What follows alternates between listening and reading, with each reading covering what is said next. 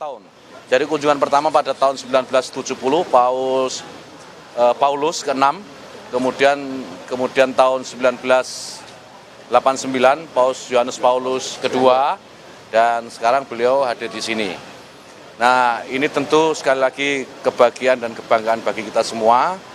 Dan tadi beliau menyampaikan pesan bahwa pentingnya bagaimana kita menjaga dialog antar iman. Karena dialog antar iman itu menjadi kunci bagi toleransi dan perdamaian dunia.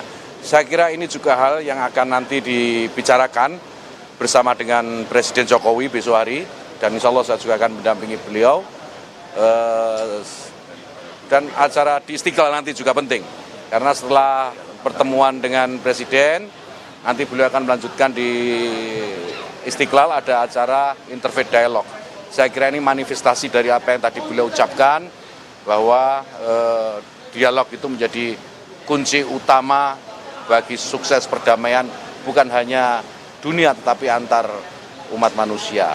Nah, saya kira ini pesan paling penting yang disampaikan oleh beliau, dan tentu saya atas nama pemerintah menyampaikan selamat datang kepada Paus Fransiskus ya, di bumi Indonesia, di bumi Pancasila, di bumi keragaman, dan di bumi yang Bhinneka Tunggal Ika. Saya kira itu. Paus Fransiskus tidak menggunakan mobil mewah ya, Innova ini apa sebagai contoh nih buat pejabat Indonesia? Ya, saya kira ini luar biasa kesederhanaan beliau.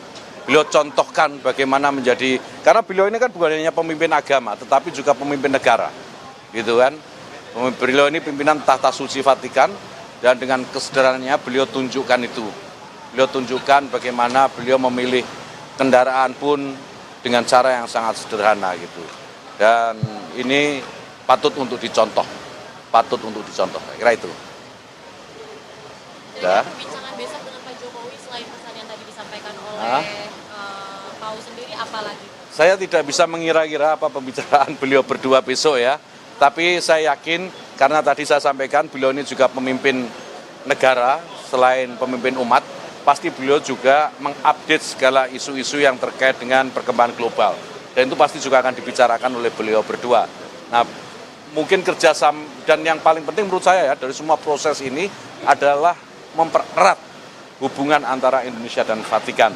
Besok saya update lagi setelah pertemuan beliau berdua kalau ada kesempatan. Ada rencana Paus ketemu Presiden Indonesia terpilih enggak? Direncanakan begitu. Nanti akan ada pertemuan dengan Presiden elected, Presiden terpilih dalam satu pertemuan.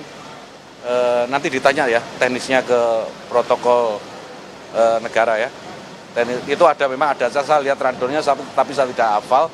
Tapi memang ada pertemuan dengan Presiden terpilih. Di hari apa? Di hari keberapa? Saya nggak hafal. Nanti ditanya ke protokol negara ya.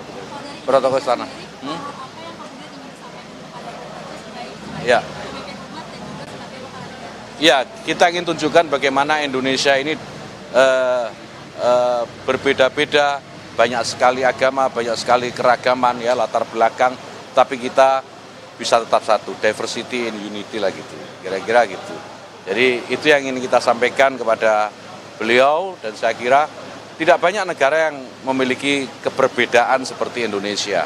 Dan ini pesan baik saya kira, dan kami berharap beliau Paus Fransiskus ini menyaksikan gitu ya, bagaimana keberagaman di Indonesia itu bisa terpelihara dengan baik. Itu. Sampun? Hah?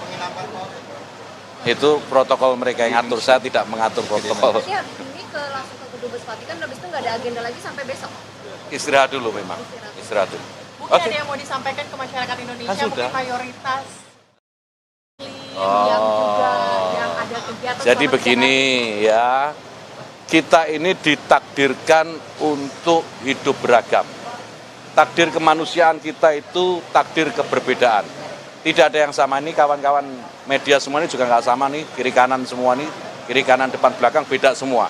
Ini artinya menunjukkan bahwa kita ini memang ditakdirkan berbeda-beda.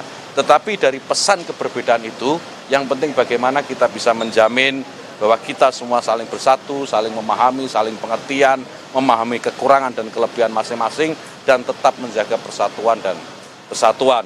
Jadi kalau sekarang Paus Fransiskus hadir, kita harus maknai ini sebagai sebuah keberbedaan yang juga harus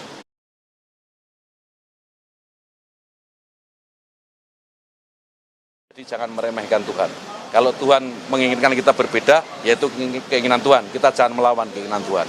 Oke? Thank you. Terima kasih semua.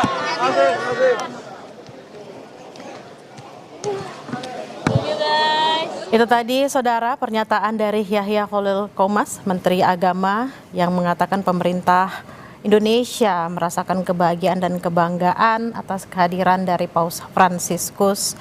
Dan tadi juga Menteri Agama menyatakan pentingnya menjaga dialog antar iman dan akan menjadi salah satu poin pembahasan yang akan dilakukan dengan Presiden Joko Widodo pada agenda pertemuannya esok hari.